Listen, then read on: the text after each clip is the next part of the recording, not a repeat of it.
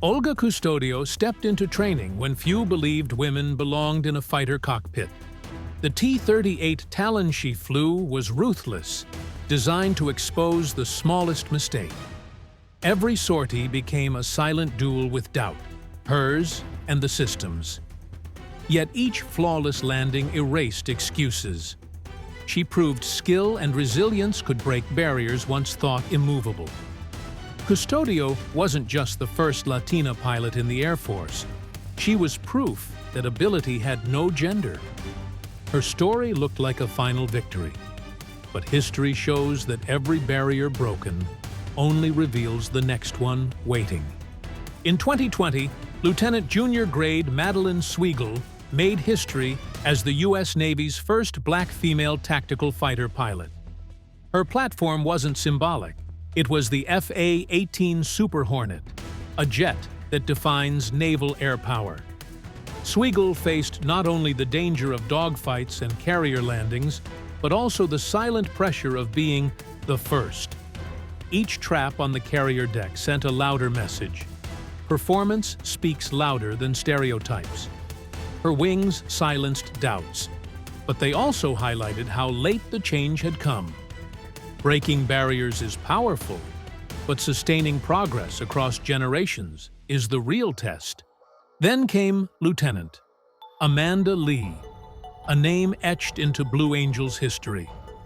In 2022, she became the first woman to fly as part of the Navy's iconic demonstration team. Flying an F/A-18 Hornet in close formation, sometimes just 18 inches apart, is not about combat, but it demands a level of precision few pilots in the world can match. For decades, the Blue Angels were a symbol of American air power, but with Lee on the team, they became a symbol of change and of inspiration to the next generation. Lee's selection mattered because the Blue Angels are not simply entertainment.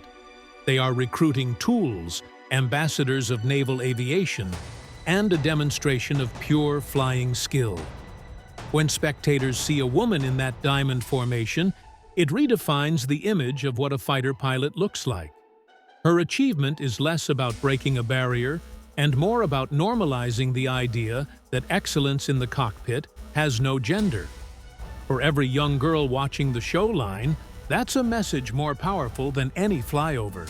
Switzerland answered that with Captain Fanny Chollet, its first female fighter pilot on the F/A-18. Her journey didn't stop there.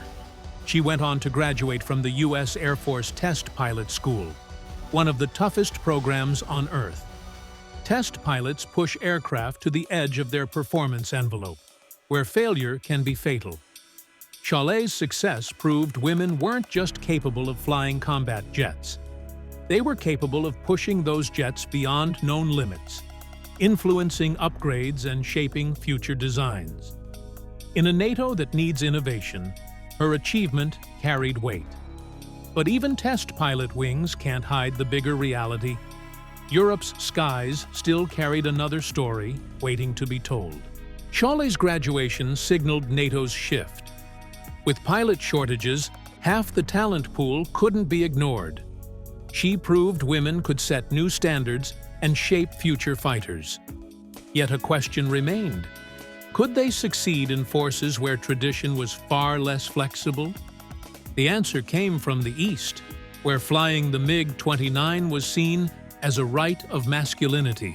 Lieutenant Katarzyna Tomiak-Siemieniewicz shattered that perception by becoming Poland's first female MiG-29 pilot. The Fulcrum is demanding, a Cold War relic still revered for its raw power and punishing workload. Flying it required proving herself in one of the most traditional, male-dominated aviation cultures in Europe. Each sortie was more than training. It was a declaration that talent outweighs stereotype. Her success echoed across NATO's eastern flank, where symbolism carries strategic weight. The MiG-29 cockpit was no longer closed, but even as walls fell, another reality surfaced. Breaking in is one thing. Sustaining a career in combat aviation is another. That's where stories like Lieutenant Colonel Rebecca Ohm come in. Long before regulations allowed it, she dreamed of flying fighters. When the rules changed, she seized the opportunity and became the first female fighter pilot of the 185th Fighter Wing. Her path was about endurance, mentorship, and persistence across decades. Together, these women are not isolated cases.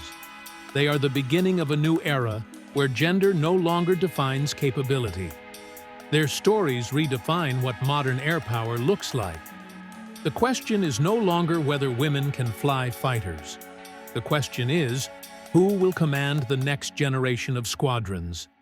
But the future may hold even more surprises. These stories aren't just history. They're a preview of what's coming next.